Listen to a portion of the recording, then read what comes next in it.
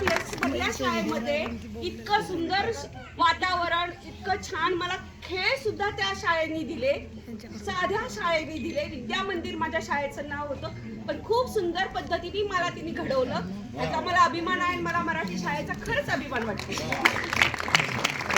कधी काळी आम्हाला बी मनात असं वाटायचं की नाही यार, आपण मराठी शाळेत शिकलो, बाकीचे मित्र इंग्लिश मीडियममध्ये शिकतात, ते किती भारी असतील किंवा आम्ही किती हे असतात.